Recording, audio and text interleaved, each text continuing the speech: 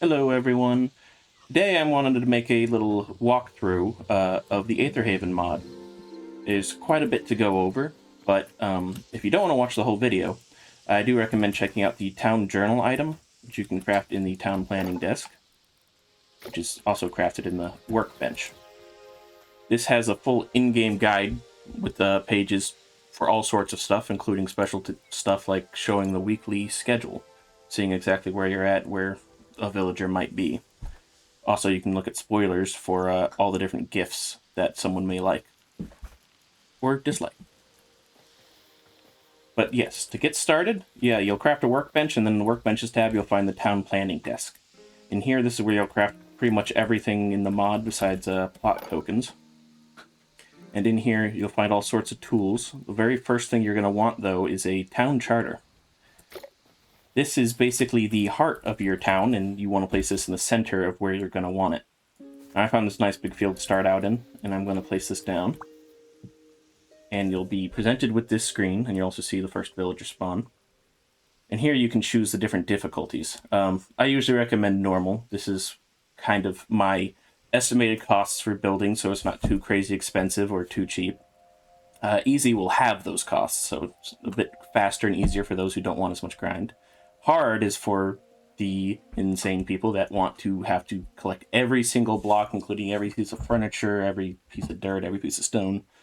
Yes, for the most part, most people will want normal. You can also customize it if you wanted to, so you can multiply the building costs and gold costs, or require every block. And then you can save, and that's all good. You can always reopen it through commands or through the settings menu. Lots of settings in here that it can be useful as well. So you can customize a lot of it, both through per player, and if you're opt on whatever server or world you're on, you can also access the server page to do whole world type configs. So now that we have a town, the first thing we're going to want to do is talk to Elder Lyron here. He's kind of the mayor of the town, or, well, you're the mayor, but he's the elder who guides you through starting your town. We give some dialogue, and then you have options here. The very first one is the first quest in it.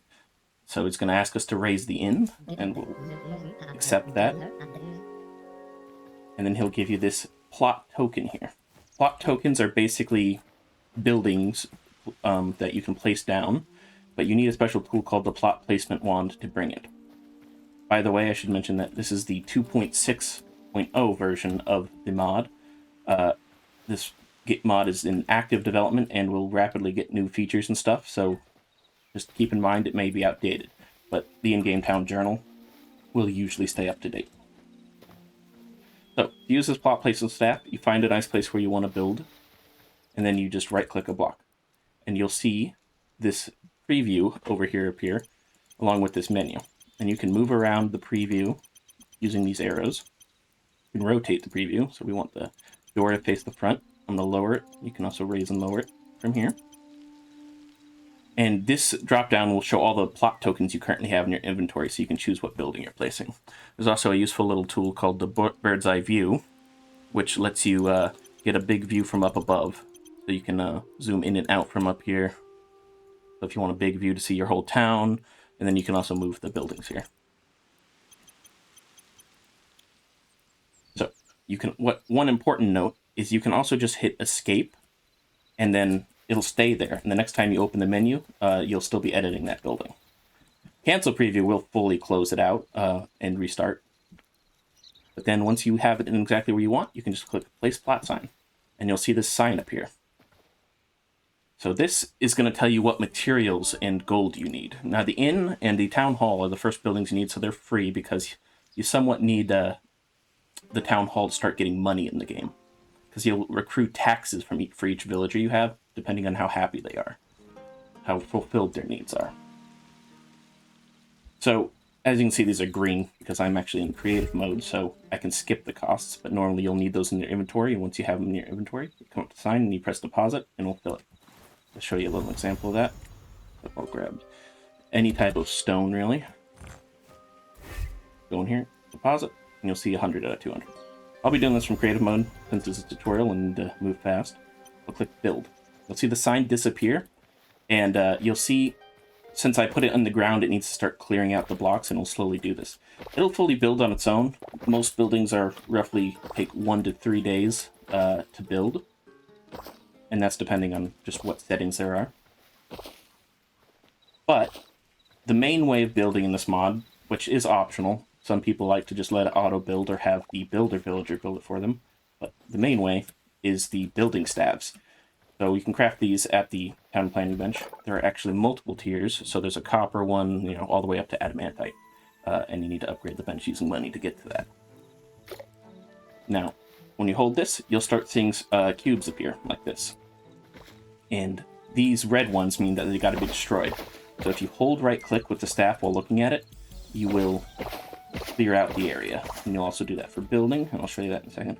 But one note is, these staffs do have a mana cost, so when you're not in creative, and each staff has more mana and larger radius. And you'll see it consumes the mana as I destroy stuff. Once we destroy the last... Oh, yeah, it does split it into sections for larger buildings, for performance reasons. And that'll automatically happen for any building. Once we clear out all of these blocks, you'll see these green cubes appear, and this is for building. You'll see it's already started placing some cobblestone. So I'm going to grab a adamantite staff to speed up the process for this tutorial. And you just point and click. Now, if you ever get stuck and can't find what block is actually needs to be placed, besides letting it auto-build, you can just hit left-click, and we'll shoot this little projectile at the closest cube that still needs to be built. So that can be quite helpful when it's tough finding exactly what you need to place down. So if we quickly finish this out, I'll skip the building for showing anything else off. The inn is probably the most important building, because this is where you invite villagers to your town. After completing the inn, you need to talk to Elder Lyron here to complete the quest. You can also view all your quests in the town journal. And you can even pin them, so it'll show up in the HUD on the side. Which, by the way, the HUD shows your time, your date, and how much money you have accrued, both in your inventory and through the treasury, which is found in the town hall. Now, if we go find the elder here, he went to sleep because he's tired.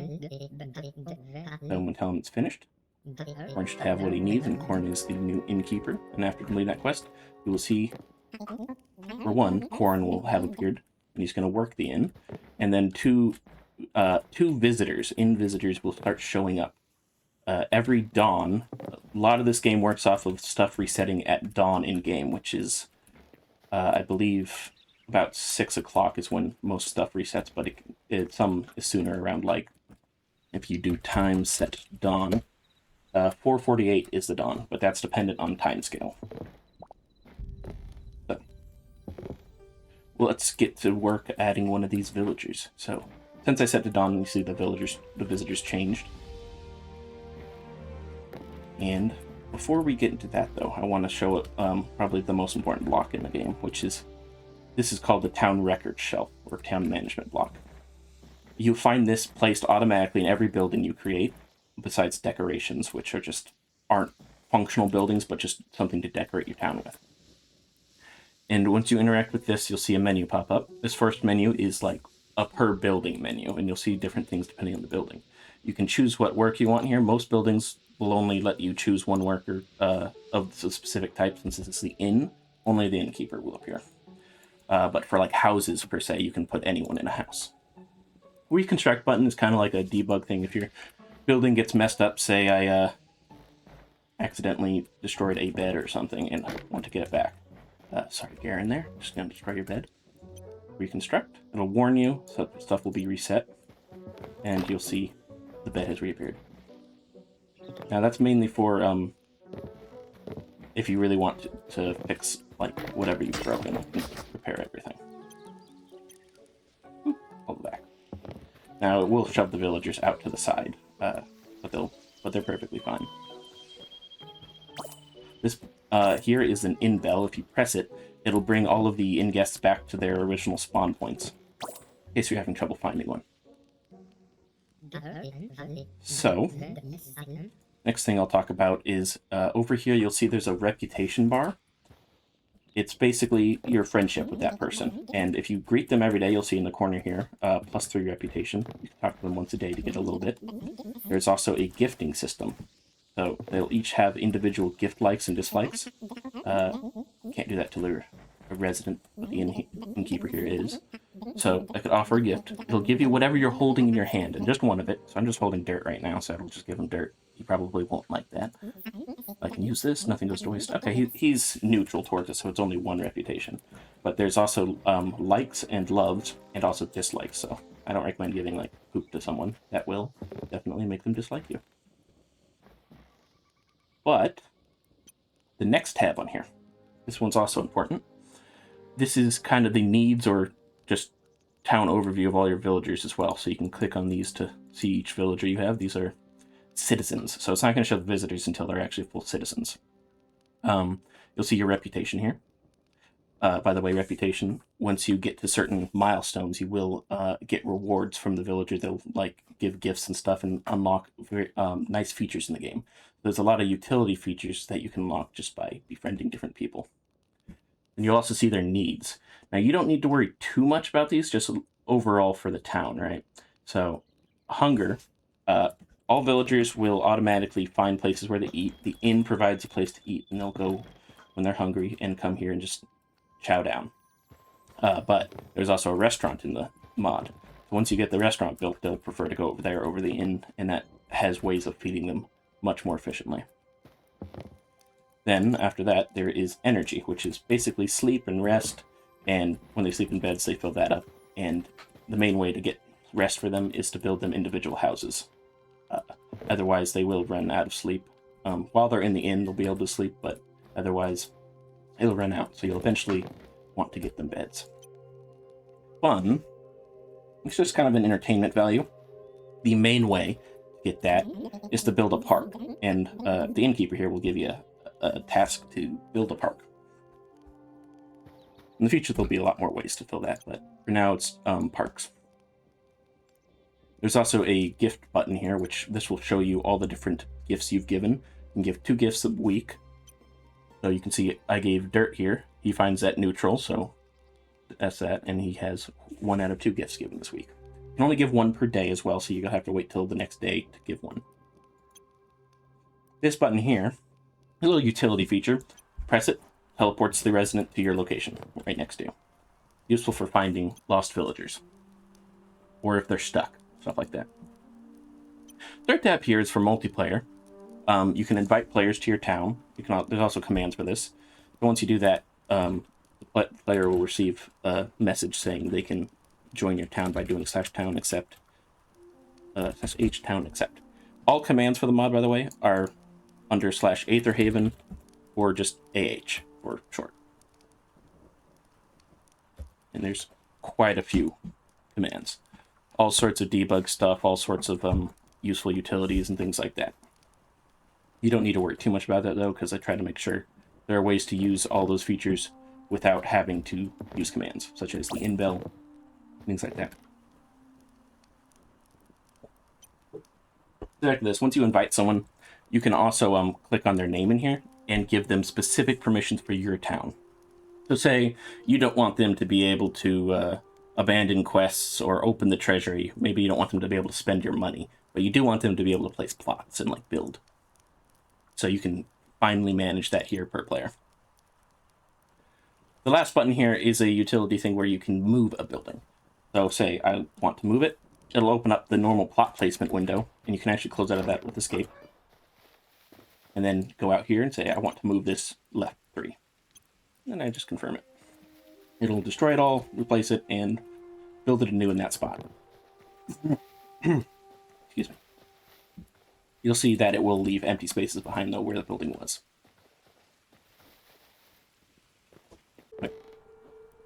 So, that's that.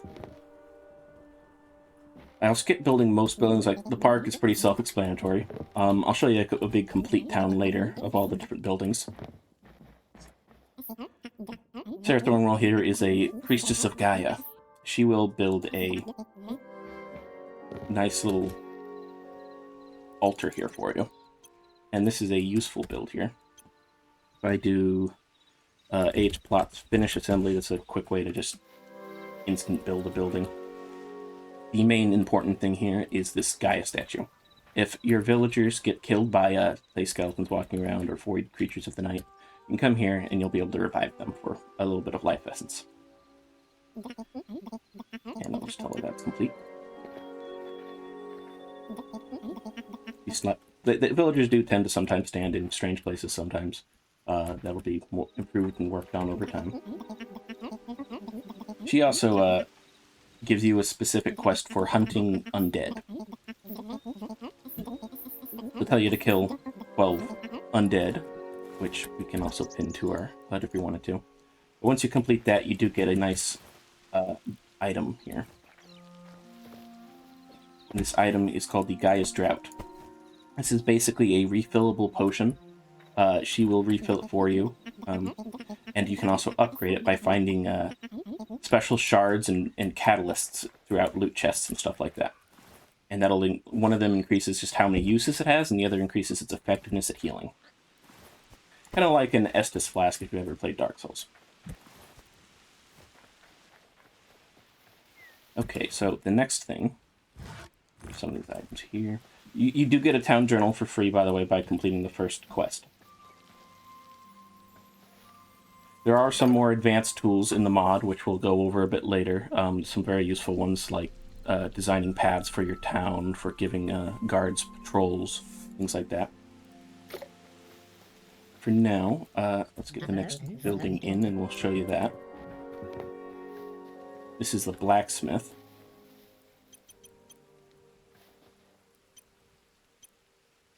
That looks pretty good. Just go through these quickly. I'm not going to make a beautiful town for this, but just get the basics down. Get it placed. So, now that the blacksmith's finished, I'll run over. There he is. Garen.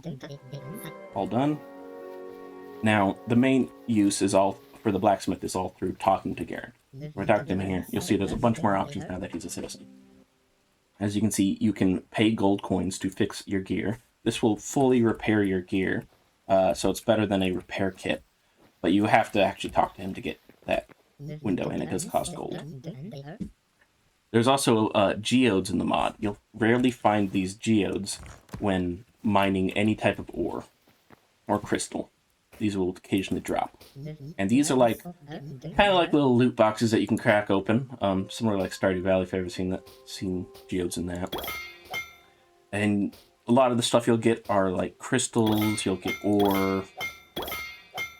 These are fairly rare though, so you won't see them a ton, but you may get like 1 to 3 every mining expedition you do.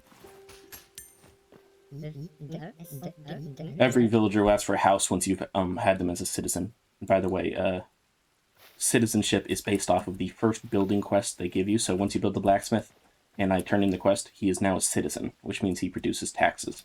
There's also a nice follow feature, by the way, every citizen has. You can have them follow you around. And you can increase how many can follow you later on by increasing your town rank, which I'll show you how to do. For now, you can stop following me. The next thing we should definitely build, though, is the town hall. You'll want that early on to be able to get money. Now, where is Lyron? Let's just get him over here. So, out the town hall. I'll put the hall up. Let's just say over here. Build. Finish. Takes a second. And there we go. So, this building's very important for this block specifically. Here's the town treasury. You can see we already have some gold stored here because we have been accruing taxes since I skipped forward a couple days. And you can go over here for a breakdown of how many taxes you'll get. You'll see tomorrow I'll get 27. That's based off of these needs percentages. So, say that Garen Vale here is much more fulfilled right now, but they'll slowly be decreasing. I don't have great ways of filling their needs at the in the town at the moment, so I gotta build like a park, get them houses, and a restaurant, and that'll fill up their needs much better. Here you can deposit all the gold in your inventory or just withdraw it. You do get some gold from completing quests. And the other useful part of the town hall will be in its town record shelf. If you open this up, you'll see there's a nice new button here. We can also put iron here, see older. You can expand your borders. This will open up a nice little menu where you can see the borders of your map, which you can also see on your map here. So those lines indicate where your borders are, and that's the center of your town. You can also, by the way, rename your town. It'll give it a random name when you place it, but you can also go in here and save the name. You can't break it by hand in survival mode, but you can dissolve your town to pick it up. It'll destroy all the buildings and despawn all the villagers, so you'll be restarting. But if you just want to move this thing, there's a button up here, so you can move it, just like a building. So say I want to move it over a bit. Boom. But yeah, expanding borders. So you can see these green squares here. This is the borders you can expand to. It's got to be connected. It costs a little bit of gold, and it'll increase the amount of gold for every square you buy. And I'm already out of money. And you'll see that it's now expanded the border. That line there will update once the map updates, so just give it a bit. But the next thing, I'm just going to actually give myself some gold coins here, so speed this up. You can find lots of loot throughout the world from Aetherhaven. So all loot chests in the world will now contain few gold coins. I can kind of give you an example of how this looks. I can do a command. Let's see. What is the command? Debug loot chest. So, now this will be filled.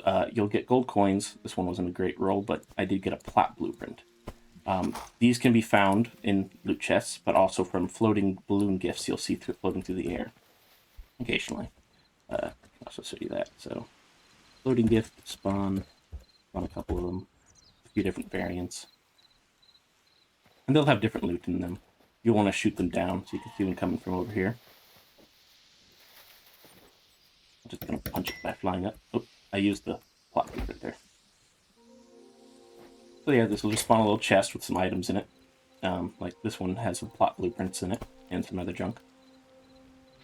Other chests may contain jewelry or furniture. These also, if you don't want them, you'll just make sure to clear out all the items. They'll automatically remove themselves. See, there's a couple other balloons I spawned. But yeah, plot blueprints. You just right or left click to use them. And once you do that, you'll unlock recipes. Now, this is a big feature in the mod where you unlock different plots and stuff, and there's even community marketplace where people can upload all their builds and directly download them in game. And to do all this, you want the plot crafting bench. Now, plot crafting bench and the guard command post here will spawn inside the inn, or at the end of the town hall. You'll see them in here. Now, you'll also probably need some of this stuff to actually build in the first place anyways, but if I use this here, I'll open up this nice menu here. And you'll see all the different plots in the mod. This first one is basically all the core buildings. So these are all useful, mechanically driven buildings. Second tab is for decorations. You can see there's some community buildings that have been added directly to the mod and are built in. These, once you build them, they basically no longer count as a plot. They don't have the bookshelf, and you can't like manage or remove them. So they're all just permanent fixtures until you can break them down, build over them, do whatever you want. So each one of these, you can see all the information on the side here. You can craft it. It'll cost 5 gold to craft each plot token. It also tells you the price to build it once you build it, all the materials it uses. For marketplace buildings, some require mods because they use the mod in building it. You can also favorite different builds and go between different variants. There are a few different built-in variants. See a nice preview here. These ones are locked because I don't have the plot blueprint for them yet. All your favorites go to this tab, so you can see all your favorites immediately. These ones show as signs because I don't have them downloaded, but if I go here, these are marketplace ones. So I can click download. It'll download it, and boom, there it is. All updated and appear. This tab here is the Community Marketplace tab. You can sort by different things, like most downloads, up to upvotes, latest, and just alphabetically. So these are all made by community members, not by me. There are a few that are made by me because I post some on here as well. Sometimes people make full sets, like this Coastal Ruins one. They're excellent to use. Definitely recommend them. This last tab here you can ignore. That is for moderators. I use that in game to approve people's buildings and check them out before I put them up on the marketplace. There's also a styles menu here. People can set styles for each building, and once you mark it, it filters by that style. These are all made by a community member named Jimmy. There's also other community members here. Different Hytale builds by a community member named Hytale. And that is that menu. So, next up, let's see. Next up, I'll show you a fancy tool called the Path Designer Shovel. You'll see when you hold this, you get a nice little HUD up in the corner there to walk you through how to do it. There's different tabs and different key bindings for each tab. Also, if those key bindings don't match up with what you have your key binding set to, say you have different controls set here. These are mapped to different actions. So like, say, if you changed usability 1, it's Q by default, but if you change to something else, this menu won't update automatically because there's no way to get that currently. But you can go into settings, go to personal, and in here you can edit tool key labels. So this directly changes the text on this. So if I do, say, I change this to the letter U somehow, and then this, you see now the Q is changed to a U. I'm going to keep that as a Q though, because that's what I have it set to.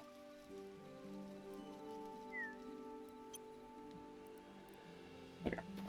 So, yeah, Q is the main button to switch between different modes, and you'll see it change tabs and have different abilities. The main thing you'll want is the first tab, which is placing different nodes for the path. So, say I want to build a path from the town hall to the inn. I right-click on the ground, you'll see this node appear. It does use the direction you're looking to place which direction the actual node goes. So, I want this to be windy, so I'm going to place it to the side here, and you'll see it builds this nice curve. And these cubes represent what it's going to replace. It doesn't replace all blocks by default. So say if I place a log here and hold a shovel, it shows as red. That means it won't replace that. Now, you can change that. If you go to the filter tab here, the second to last, and hit F, it'll open up a little chest showing all the different blocks you can replace. So if I put this log here and go back to this, you'll see now it's brown. So it's going to replace it. When you're happy with this, let's get path going a bit further, and we'll just end off here. Now, you don't have to worry about it if it's too high, because it'll automatically cast down to the ground and ignore the grass. So, to complete it, you just hit F. But before we do that, you can also change the width and change the style.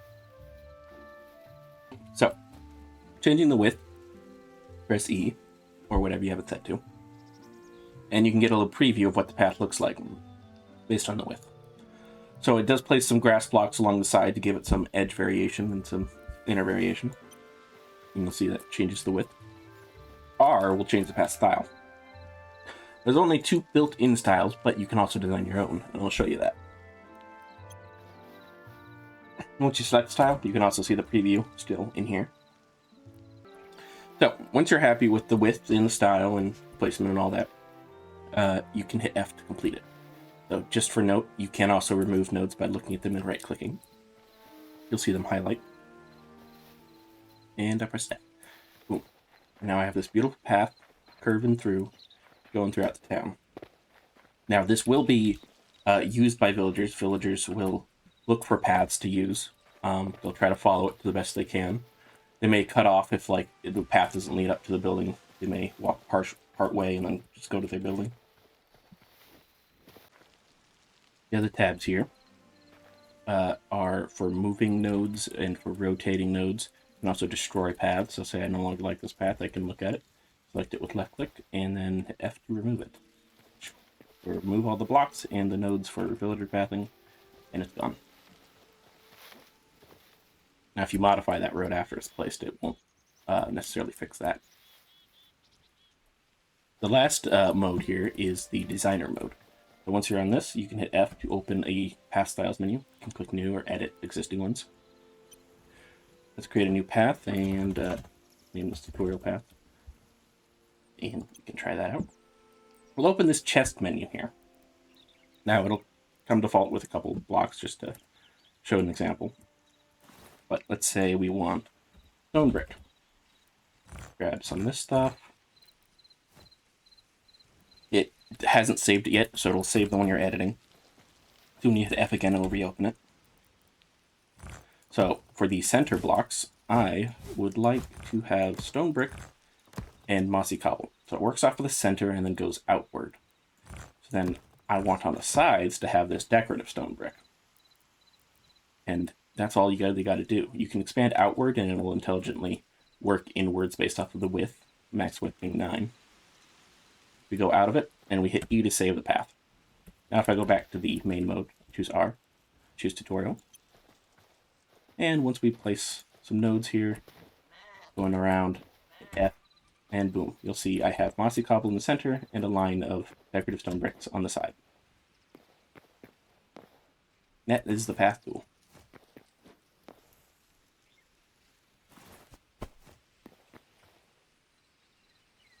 The next feature that is important to show is the plot creator staff.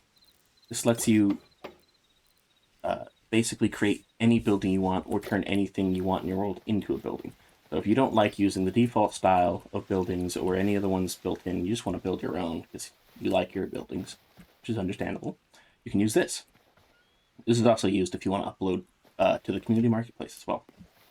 So you start out, hold it, F, and it'll open this HUD, welcome you to it. And there's like a progress bar at the top showing you all the different steps, and a requirements checklist on the side.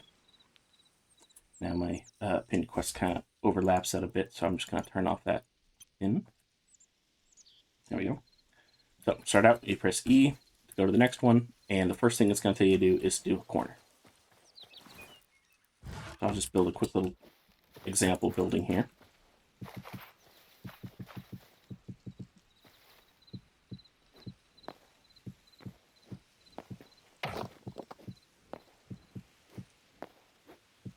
Roof. This is just an ugly little building to test this out. Okay, so first corner, you're going to want to do the bottom left front one, right? So I'm going to click this. It'll automatically go to the second corner step. You want to do it in the back top right here. So you make sure to do it all the way at the top. Don't do it at the bottom, otherwise you'll only get a 1 block tall building. You may sometimes need to place additional blocks in case you want, if it doesn't have a block in the corner. So now I can go back a step and say, I actually want it to be this tall because I have these blocks in the center. Let's break those afterwards. It hasn't saved it yet. And after that, it'll tell you to place the plot sign spot. It has to be on an outer corner of the building. I like to always do it in the front left. Just left click on that block and that's it. Doesn't matter what height it's at, it'll automatically place it at the correct height. The sign, that is. This menu here is the type of building you want it to be. So the two options really are decoration or a variant of another building. Decorations, like I said before, are just decorations. Self-explanatory for the most part, not real buildings. If you want to make a variant of a building, you choose variant. And now every building has different steps involved with it that it has to do. And after you select which type, you go to the variant tab if you chose variant. Hit F, and it'll open up a menu for all the different building types in the game.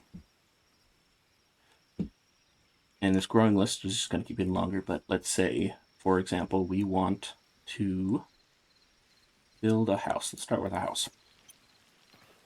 You can, in fact, choose multiple if you want to combine different buildings.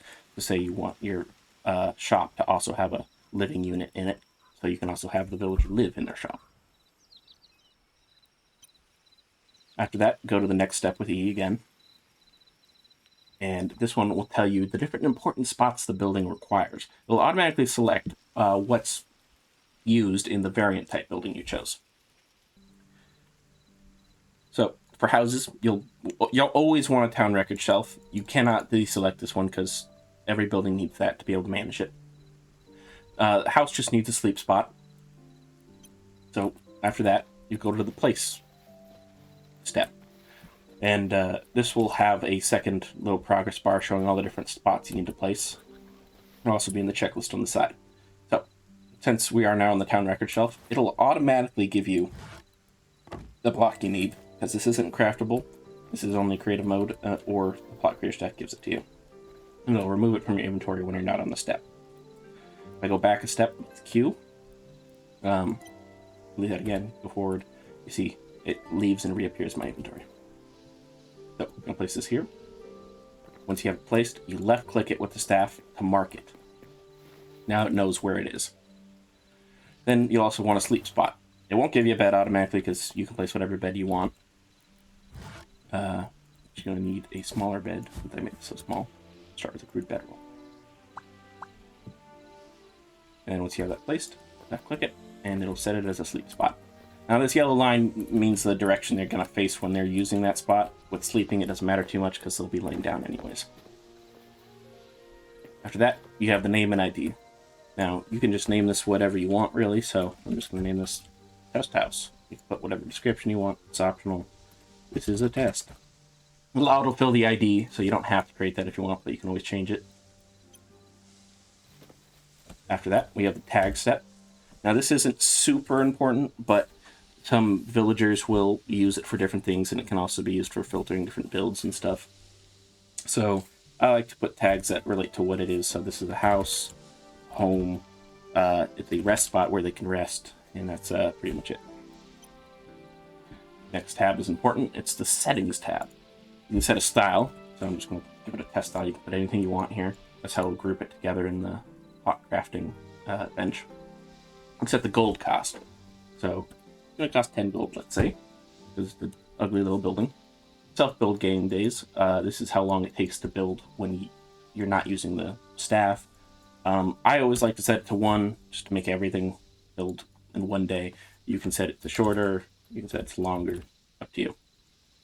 Now for houses, you can also set how many residents it has. So you need to make sure you have the same number of sleep spots as you have residents. Otherwise, they won't be able to sleep very well. But I'm going to set this to 1 because I only have 1 bed. But you can definitely have multiple. Now these, all these checkboxes here are important settings you want to set. Save empty spaces in prefab.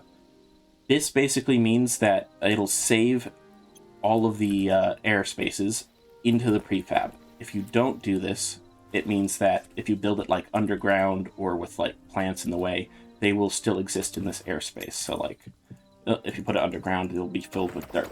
Effectively, you gotta break it. If you do set it, it'll set it all to air for what's supposed to be air. You can also use editor empty blocks in conjunction with having this unchecked. If you have this unchecked, you can say, I want the bottom half to fill with dirt or water or whatever you put in. So I fill this with editor empty. This will automatically be replaced with air when you build it. But for this test, I'm just going to use the save empty spaces. Next one is keep water when building. Say you're building a ship or something that's supposed to sit in the water. If you check this, that means it won't delete the water if you build over the top of water. But we don't need that for this because it's not a ship or anything like that. Next up is visitors may stop here. This basically means there are tourists in the mod which will come visit your town and they'll buy stuff from shops or just check out places. Make your town feel more alive. If you check this, that means visitors will visit it. Now, you don't really want visitors going to a house because that doesn't make much sense. Let's say you're building a shop or you're building a communal space like a park or something. You can check that and they'll go there. Next is whether or not it's locked by default. If you want it to be immediately available after you download it or use it, you want this unchecked. Now, the last one is a balloon plot blueprint, which kind of goes in tandem with this. This tells it this plot blueprint can be found in balloons. So if you don't have that checked, the only way to unlock a locked building is by finding it in loot. But usually you want that checked if you have this checked. The last one is probably the most important, is whether or not you want to submit it to the marketplace. So if you check this, it'll automatically upload it when you finish it, and I will see it in my moderation list, and I will check whether, it's suitable and not, profane or anything like that. And then once I approve it, it'll show up for everyone else to use. Now I'm not going to do that because it's just a test building. The next step is to save the shape. So before you do anything with this step, make sure your building is completely complete. You don't have any spare blocks you don't want or anything like that. You have to make sure it's completely, because it'll save the prefab at this point. Once you're ready, you hit F. It'll tell you it saved it, and it's ready to go. So you go to the next step. Once you have it saved, you need to set what materials you want it to cost to build. So you hit F here, open up this menu here. It'll automatically show all the blocks contained in the building. You can remove these. If you want to put it back to the exact blocks that's in the building, you can click Use Prefab Materials twice. Just in case you don't want to, you have to press it twice. If you want it to suggest resources to basically make it any type of block and remove furniture and make it a regular cost that matches other stuff in the mod, you can use the Suggest Resources button, again, twice. And you'll see it replaced the stone brick with any type of stone, so you can use that. And it replaced the crude bedroll with 1 wood. And of course, you can change any of this. You can also say add from inventory. Open up a chest. I want this to cost 2 red petals. And once you open up the menu again, you'll see 2 red petals here. You can also change the amount, type it in. I want it to cost 10. You can also add resource types that are open this menu. So any type of fruit. Costs 1 of any fruit. You can also clear the whole thing, empty it out, so you don't have to click through all the X's. Once you're done, you close it, and you just go to the next step, which is the final step. This is the review step. It'll highlight all the different important spots you've placed, make sure you place them correctly, and that's about it. Once you're done, just press F, and ta-da! It is now saved. If you're in survival or just have a town ready, it'll automatically turn this into a building. So if I start a session again, cancel that with R. If I open this, you'll see it's a test house. And I can assign someone here. Corin, you get to live in this beautiful house. And that's basically the plot creator staff. You can use this in survival. It's fully craftable. It's not super balanced at the moment, but it might be better balanced in the future, because you can basically create pretty crappy quick houses if you wanted, and skip all the costs and things like that.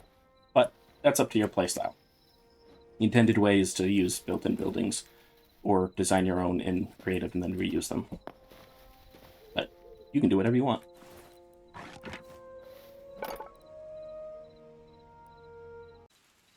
The next thing I want to show you is the jewelry system in the mod. You can find all sorts of jewelry throughout the mod, found in loot chests, as well as some unique ones. So, basically, depending on the material and the gemstone used in each of these, they'll give you different stats that are automatically rolled each time you find one. Now, these are just spawned in ones, so I don't know what they do yet, but the merchant will appraise things for you for a certain price. But if you befriend him enough, you can also get the appraisal bench, which will appraise things for you for free, and that's unlocked through reputation. So I'm just going to use that in this example. You open this up, it'll show you all the jewelry in your inventory. Say unidentified for unidentified ones, and you can appraise it. It'll show you what you got. Now I got a common one here, so it just gives me 6 extra mana. It gives me stamina. This one is uncommon, so it gives me 2. So ammo and stamina. And then oxygen. You can also see these in the tooltips. And then specialty ones like the glow ring, which will actually give you a radius of light around you automatically. Now to use this jewelry, you need the hand mirror. Once you craft this, You just hold it in your hand, right click, it'll open up a jewelry menu, showing all the different stuff in your inventory.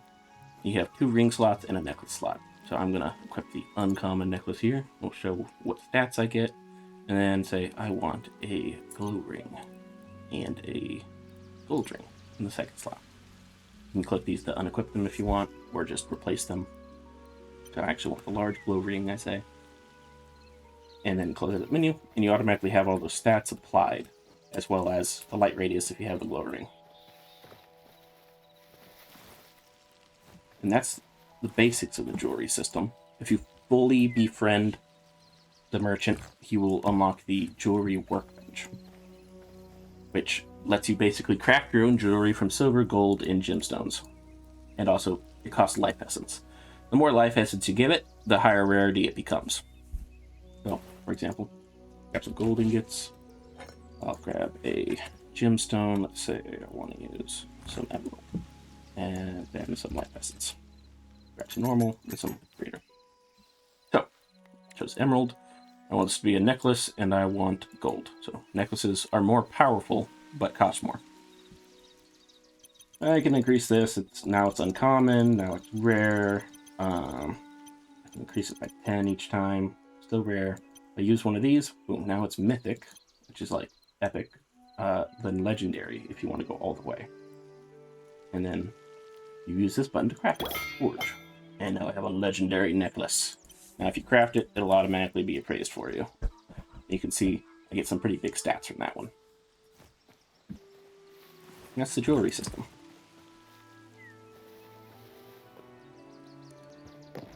And here we have some production villagers that have shown up. Let's get them built. I can show you those next. These guys will produce resources for you. This is the barn and the miner. This here is the barn. Let's see, finish assembly. There we go. And in here, the arrow will come running, and he will work here effectively. And while he's working there, he will produce resources. And to manage what he produces, you look for this storage shed here. So this wardrobe, effectively. And once you open this, you get this menu. While he works, this bar will slowly increase and tell you how long it takes to make each one. You can store a maximum of 25, and you can take it out from here. And collect all as well. Unlocks. You can actually unlock all sorts of different materials for each one, for each production building. It costs 25 of whatever item it is to unlock it effectively. So if I want medium hide, I need some gold coins, 100, and 25 medium hide. I make that. Unlocks. You just click on this once you have the materials, and it unlocks. Now to change what material is actually producing, you can click on the actual material icon here, and it'll open up a list of it all. You have some stuff unlocked by default. If you want some meats or some wool, or some poop, or milk, you can select all that. So now I want to make medium hide, let's say. You can see he started working because it's daytime. Now this won't increase if it's nighttime or if he's taking a break or something like that. Also, if he's pretty unhappy, if it has none of his needs, he may not work as well.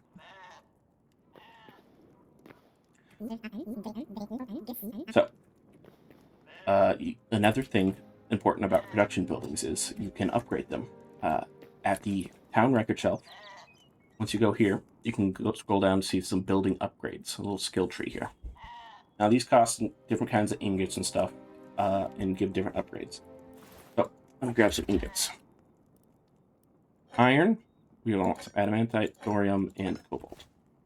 And then in here, you just click on this once you have the amount of gold and ingots. This one here adds an extra line. And you'll see that means there's 2 things I can produce at once.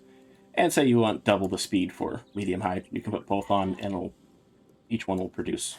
But they do share storage. That's important. Now, the next upgrades, faster output and again more lines. So this one costs cobalt and this one costs thorium. So this will just straight up reduce how fast each resource is produced. So now you see the time's gone down and I have more lines. The last one is the most expensive, but one of the best upgrades, which is bigger stores. So we upgrade this. Each time you get it, it multiplies it by the upgrade. So I upgraded it twice, so now it's 3 times the space. So 25, 50, 75. And this storage amount is dependent on the type of item. So I think everything here is 25, but say cobblestone or wood would store 100 by default. And after the upgrades, it'll multiply that. And that is the barn. I also have the mine here. Just show that off real quick, but it works in a very similar fashion.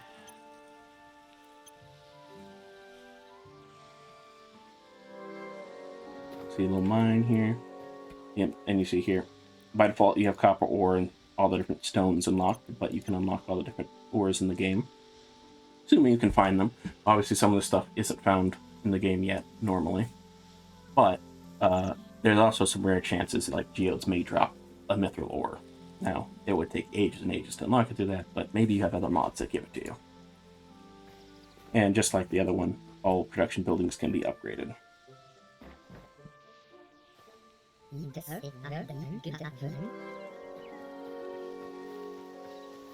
Alright.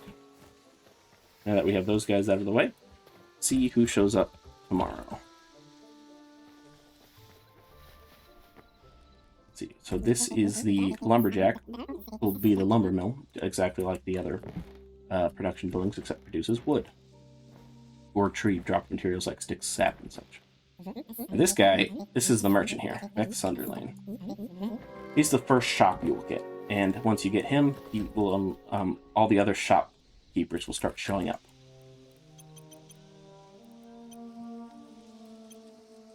Get this built. Now, shopping has a pretty interesting system where you do have these physical little shop stalls in the world, and this is what you can buy. So, while he's working during the day, he is working right now, but that's why they're showing up. But if it was nighttime, these would all be empty. They restock each day, so there'll be different items every single day at dawn. And if you look at these, you can see how much they cost, how many they have, and to buy it, you just hit F, and you'll see a little menu for choosing how many you want to buy. I'll buy all of those. Buy all these, because why not? Yeah, so he's a kind of a general merchant, so he'll sell some furniture, some food and potions, and some blocks.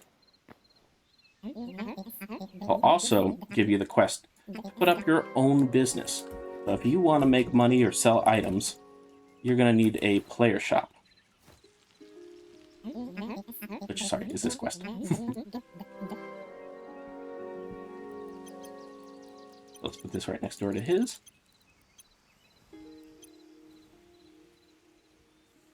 Now, not only can players buy from your shop, but if you build the tourist portal, you'll start getting all the sorts of visitors coming, and they'll wander around your town, and they'll buy stuff from your shop, as well as normal villagers. There are times throughout the week where each villager will go shopping and buy stuff from you.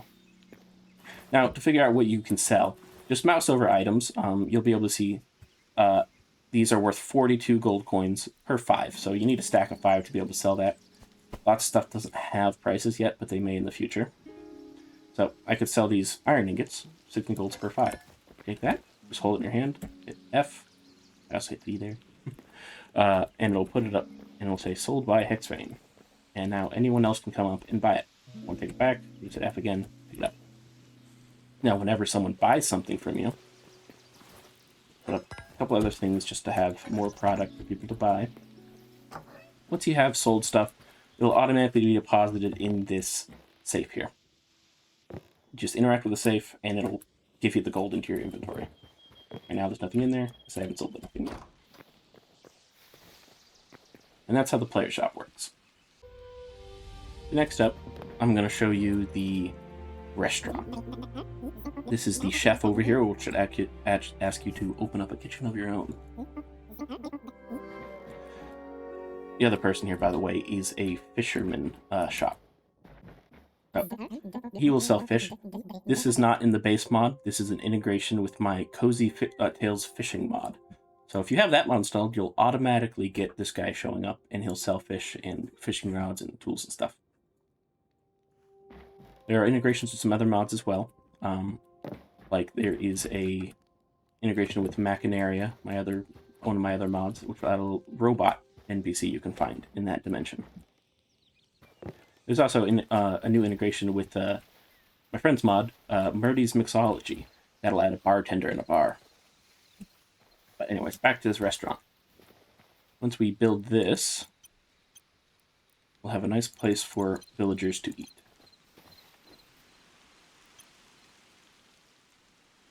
That up. Here's Corin chilling out in his lovely house. So, in here, we have a food shop, for one, so you can buy food from her while she's working. But villagers will automatically come here when they're hungry, and they'll fill their food a little bit better than the inn.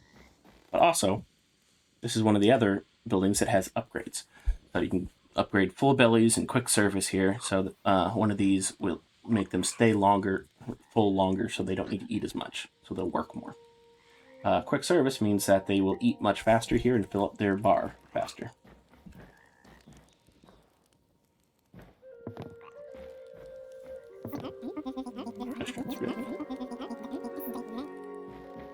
Next, I'll just show you how to actually get a house for people. So once you talk to someone, accept their house quest, they'll give you a house plot token. Now, you don't have to use any of these default tokens, by the way. If you don't like these, you can always go and grab a salvaging machine or workbench, and you dump these in here. We'll break them down into some gold and get 5 gold back. You know, same cost you use for plot tokens. So, in case you want to use something else, you just break it down and craft a new one. Let's check out some other houses in here. Of course, I don't have any unlocked, but just for fun, I'll do plot token unlock all. So if you don't want to have to find them, then always just unlock them all. Now if we go to house. Let's say I want... This is a bug with Hytale's viewer. Sometimes the entities lose their rotation, so it looks a bit funny. Let's say I want this little house here. Jimmy's house. Grab that. Place down this house. Which side's the door on? Oh, it's right in front here. Place that. And finish.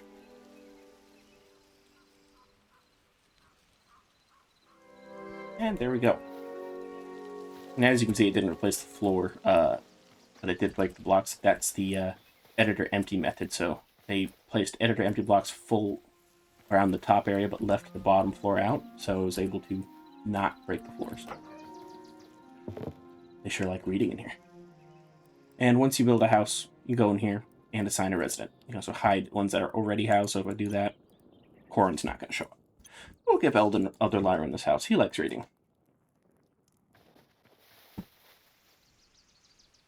Okay, who do we have next? Let's see, sit down. Oh, we'll do the fisherman. Okay, we got the farmer and the lumberjack. They will are just production buildings. Here's the building. Let's do the building.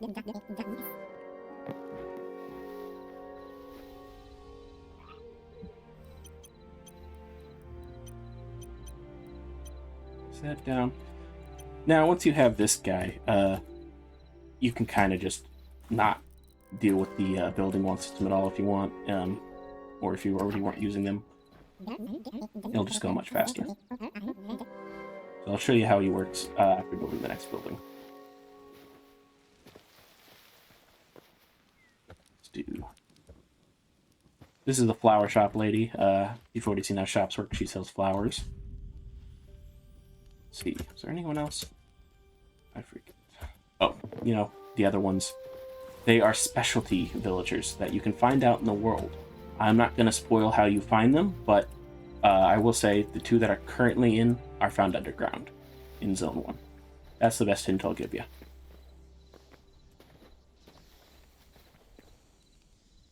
But, just as a little spoiler, so skip ahead if you don't want to hear this, the 2 villagers you can find currently are the bomb shop and the crystal shop. So the 2 villagers will open up those shops. Now, let's take a look at the creative menu here, see what else I'm missing. If you're in creative mode and want to edit an existing building, you can use this building editor staff. You have to use it. We'll open a list of all the buildings locally, and if you want to go here, you can see just the ones that you've made on the community marketplace. So if you update these, it'll automatically update on the website. You don't need to re-upload if you've made a mistake. You can also manage and modify them from the website itself. But yeah, this will work almost exactly like the plot creator staff, except you're editing and it'll auto-save it. So, see, I chose house, so I can edit the house, go through all the spots, change whatever I want, and then save it at the end. But I'll cancel that because I don't need to show you that again. Ah, there is one more important villager, which I still haven't seen show up. It is random who shows up here. You know, have I finished the town hall quest? This next villager requires you to have the town hall quest finished. So maybe... Oh, I did finish that. I'm just getting unlucky, probably. Oh, no, I didn't finish it. But anyways, I'll show you visitors next. So, it'll give you a quest to invite tourists to your town. It'll give you a little portal. So let's just put this in the center of town so that we can see that. Oh, I put it over the charter. You can't do that.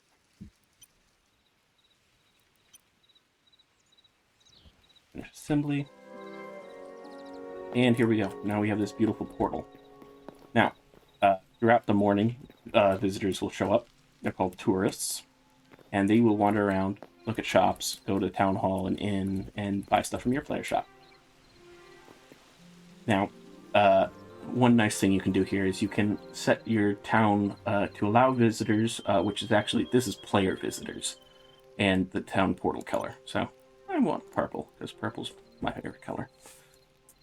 And now, if you walk through this, you can actually see all the other portals on your world/server. So you can just visit other people's towns if they have allow visitors turned on. Which could be fun for multiplayer. Let's see. If I set time to, say, 7 o'clock. Oh, look at that. We got our first visitors. There are different races as well. Now, these guys, you can actually invite to live here if you wanted. So if you just like how they look, or if you want to boost your population a little bit for some extra gold, these guys aren't worth as much, and they also don't require needs at all. So they're a bit more simple. They'll continue shopping once you hire them, or not hire them, but invite them to live here. So it'll lock them in, and they will no longer leave. But also, each villager will ask for certain items to be able to invite them. So yeah, you'll need to build them a house if you want them to live here.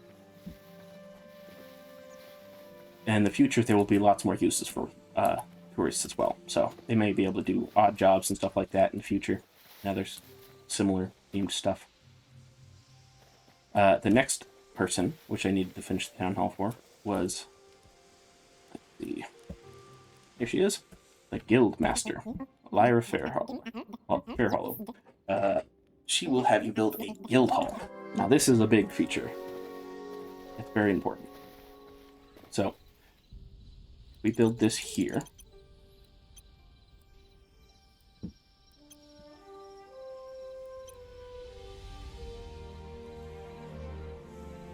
This is where you kind of do the more combat-oriented and, like, quest-driven mechanics of the mod.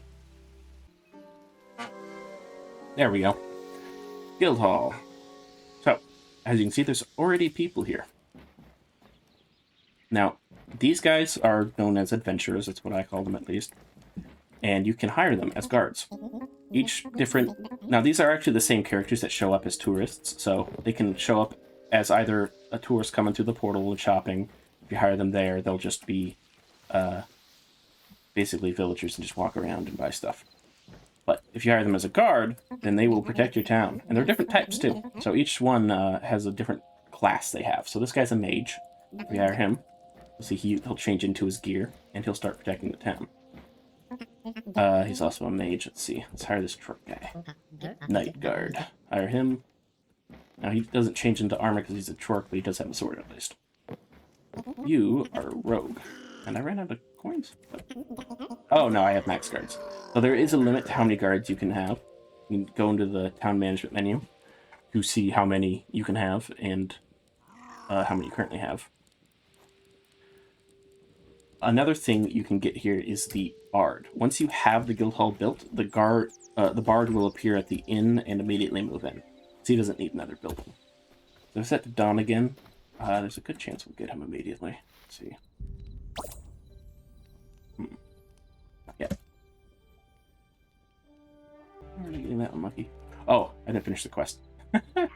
That's my mistake. You gotta turn in the quest for progress to correctly count.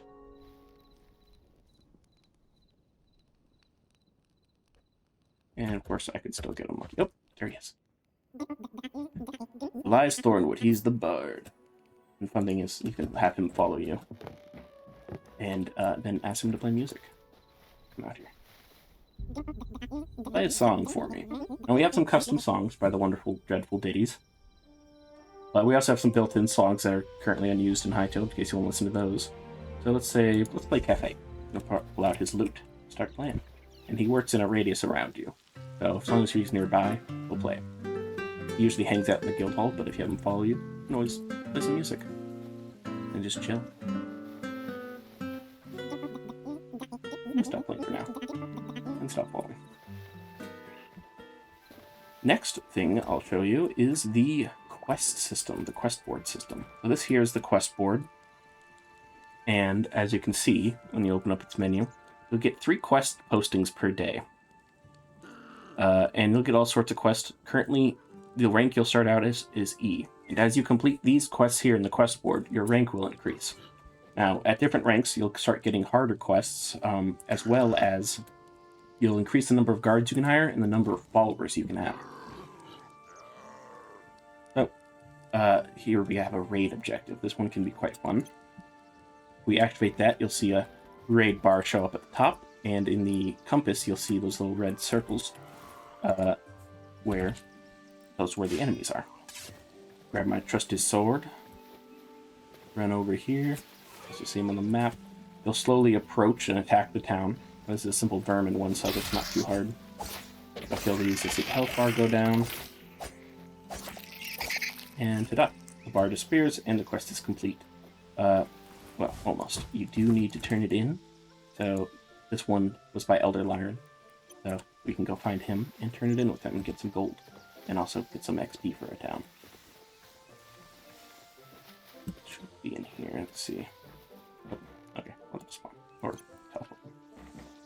You. We held off the raid. Also, the first one was finished.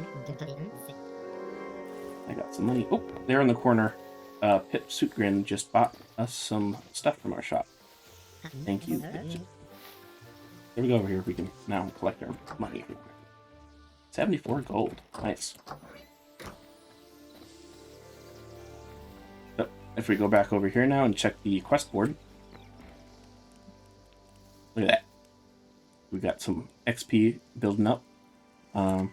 Just as an example, let's see. I will do town rank set, and you can go all the way up to triple S. I'll go to A for now, and if we this refreshes at dawn. If you've accepted a quest, it won't refresh. There is a time limit, but dawn, you'll see this all refreshed. We have an A rank quest, an E rank, and a C rank. Now these give increasingly better money, but are also require increasingly difficult materials. You also get some reputation with the person for doing this. Here's a rogue guard. Now that we have a higher rank, I can hire more guards. And that one uses daggers. Also an archer class. So yeah, there's 4 classes: archer, knight, rogue, and mage. So we hire up to 10 guards now, and I believe 5 followers is how many we can have. If you befriend the guild master enough, she will give you the recipe for a battle horn. Now if you use this, it'll summon all your guards to you. You'll see they come running, and now they're following you. So you can go out to battle, and tell them to stop following if you're done with battle. You can also set patrol routes. So if you find the patrol wand, craftable at the town planning desk, works similarly to other tools. So it shows the HUD, and you can place points down. So if I right-click here, you'll see a marker appear. Right-click again, and you can see that's the route they'll take. If you'd like it to be a loop instead of just ping-ponging back and forth, you can toggle it to be closed, and you'll see a line appear, closing the triangle here. You can also hit F. Once you have it, you're happy with the route, hit F. It'll open up a name window. I'm happy with Control 1 for this. And you can assign a guard to it. So I want Grunk Stonebelly to control here. Now, these markers only appear while you're holding the staff, but you'll see he follows the path now. If you want to change who's assigned to it, you can go into assign mode. So Q to switch, and then in assign mode, just hit F. You can also... Oh, you also select routes this way. So you can click on a route to select it. If I build a second route,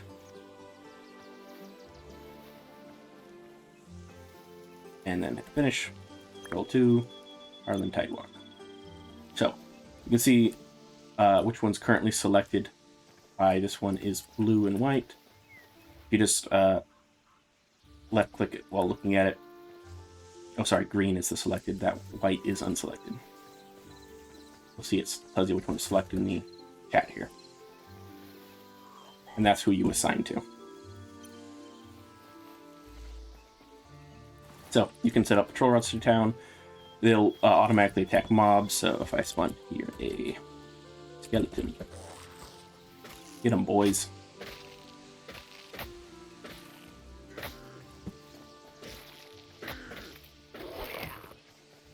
Now, another fun mode and feature is the other table found in here. You need guards to be able to use this, but this is the guard command post. And once you enter it, you enter kind of a new game mode, effectively, where you can kind of fly around and control your units. You can click and drag to make boxes, and you'll see a blue thing appear. Gray is unselected. And then you have different tools here. Select the first one, you can command them, and just right-click on the ground, and they'll run towards that location. So you can kind of, during like a raid quest or something like that, or if there's just a lot of monsters, you can finally control them. There's a bunch of tools here. I won't go through all of them, but command sword for like commanding them to attack stuff. You can select all different types of things. So if I just want archers, just want knights. There's no rogue selection here because I ran out of parts. You can also just select all. And you can also click on these to select which ones are selected.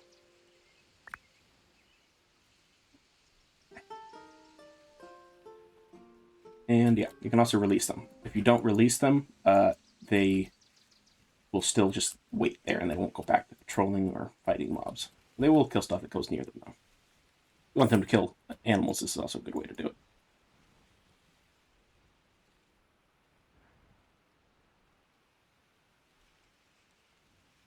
I don't have anything selected. I was wondering why it wasn't working. There we go. You right-click with the this mode, this tool, and they'll start attacking. And a little baby pig. That's what works too. And then you just go here to this last tool to leave that menu.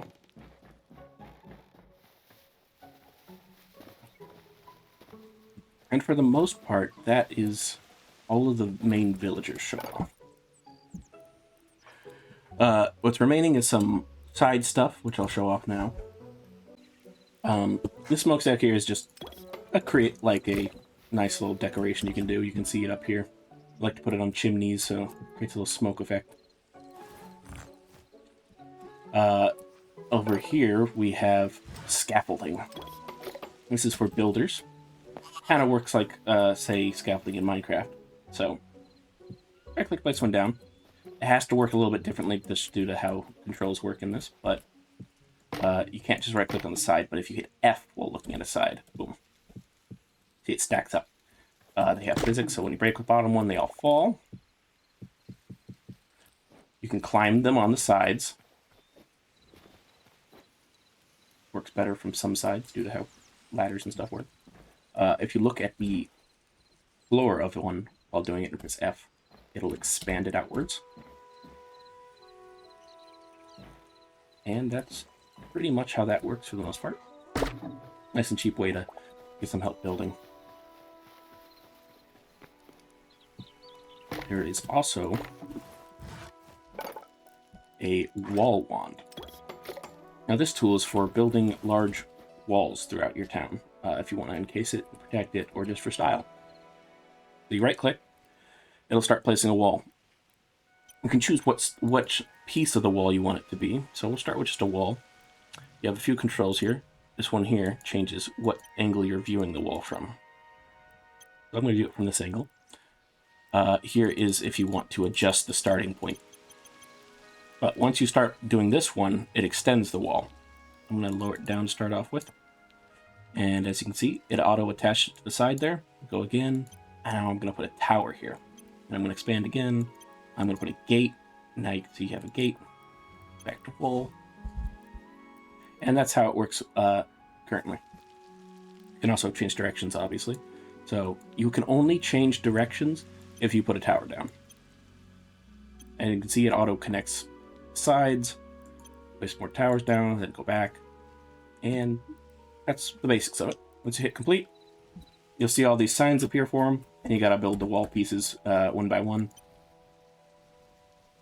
That will be finished assembly there. You'll see one wall piece appear. A little bit of an expensive endeavor, but late game can be fun. A fun goal to have in case you're down. More styles will be coming for it in the future. Eventually, I'll be adding support for the marketplace so people can add their own styles. But currently, it's just the one.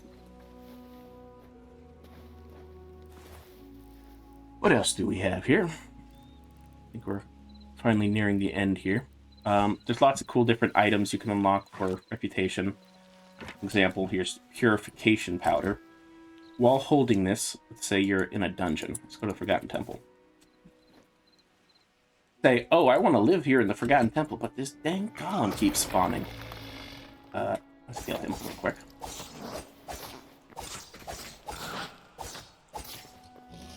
But he's just going to respawn, right? But if you hold this purification powder, you'll see this floating little version of him. Now, if you hit F while looking at it, pop, gone. Now he will never respawn here again. Now this only works for like dungeon spawners and such. You can't make like say skeletons or void spawn that spawn at like night or just around the world. Those can't be managed as well. But if you ever wanted to live in a cool structure you found in the world, it's perfect for that. And that's unlocked through the priestess reputation. Other stuff we have sprinklers. If you befriend the farmer, the more befriended you get, the better sprinklers you get. You place one of these down, grab a hoe,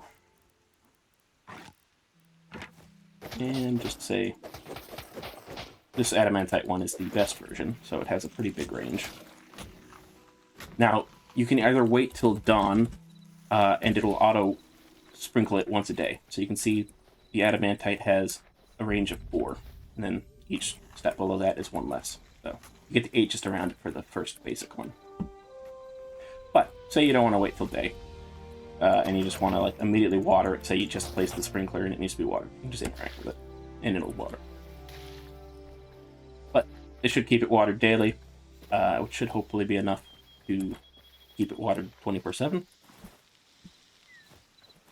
Next up, let's see. If you befriend the elder enough, you do get this item here, which is the founder monument. Now, if you place this down, it creates a little statue of your player model, which some it'll look better, some it'll look worse, but for the most part, it keeps the shape pretty well. Now, this, besides just looking cool, it can also, it gives you a boost to your taxes, just like a straight up, like, multiplier. If I go here, you can see founder statue bonus, 1.1 times. Just straight up get more money. Another thing you can unlock from befriending the elder is this charter amendments table. Here, you can kind of unlock upgrades based on how many residents you have and choose your style. So, say you want more money just based off of how many residents you have, you can choose this one. Or if you want it to be the happier, like, you get more money based on how happy they are. So you can choose your playstyle, whether you really want to care about their needs or if you just want to get as many people as you can. Once you unlock that, at the next tier of residents, you can unlock a specialty for different production buildings. So these are the 4 current production buildings. And if you choose one of these, like say logging, this will basically double the output of that specific type of production building. So you'll produce twice as much for every time it fills that tick bar. Other useful stuff, there's a hunting knife, which you can get from the rancher. If you kill something with this, you get some bonus drops from animals specifically. Not the best weapon, but it is good for getting extra. See that? Boom, I got 2 raw meat, 3 wool scraps, and 2 light hide. Another piece of loot you can find is this heartberry. You can find this in chests, and you can give this to any villager just by giving it to them with F. Hold it, F. You'll see some hearts appear. And that boosts your reputation by a full heart. So a good way to quickly get reputation or friendship with a villager. Another thing you can unlock from the rancher is a growth serum. So over here we got some baby animals. Useless in the current version of Hytale because they can't grow up. But with this growth serum, ta-da! Boom. Instant full-grown animal. For the logger, you can unlock firewood. Now this just works as a much better fuel source than, say, charcoal. Because charcoal just never lasts very long. Got some ore. So this will last, it burns about twice as long as charcoal. And you get bundles of it for... It's one of these locked items here, so I can't show you the exact recipe, but it's pretty cheap. It's just some fire essence and wood, I believe. Or maybe it's fire essence and charcoal. I can't remember. Next up. Let's see. Feast table. This one's, or banquet table. This one's pretty fun. If you befriend Corin enough, the innkeeper, you can unlock this. And this lets you throw feasts for the town. And there's a few different ones. The more you unlock more of them as you befriend Corin some more. And these basically give week-long buffs to the town. So, for example, this makes you get extra taxes for the week. This one, their villagers' needs will not go down nearly as fast for a whole week. And then this one will straight up give you extra reputation with all of the villagers. And that one doesn't... It has a cooldown of a week, but it doesn't do anything for the whole week. But yeah, great way to get extra reputation with all of your citizens. The bomber, or the pyrotechnic is the name of the villager that you can unlock. You can unlock this recipe for a new type of bomb called the mining bomb. And this one is just extra useful for mining. It'll drop every block, so you don't have to worry about destroying stuff. It also won't damage the player. Unless, of course, you break into a hole and get fall damage. But very excellent for mining.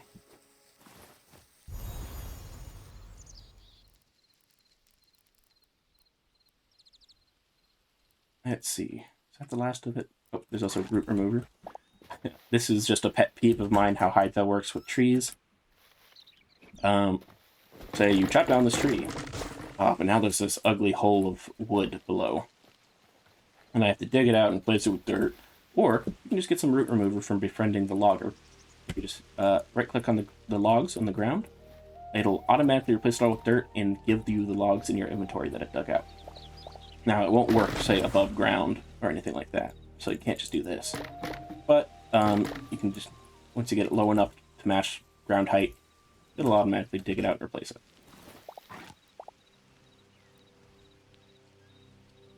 I believe that is the last of it. These are the shards you get for upgrading the Gaia Drought.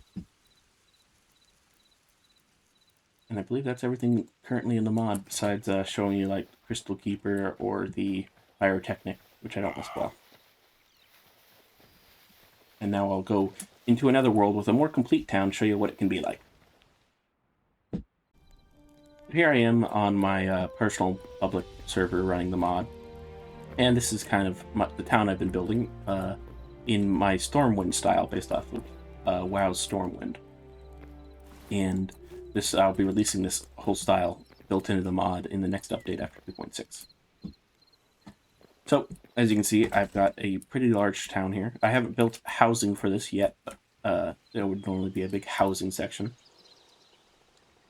So you can see, you can get many different styles of buildings if you use the community marketplace and different styles and like that. This here is the tourist portal.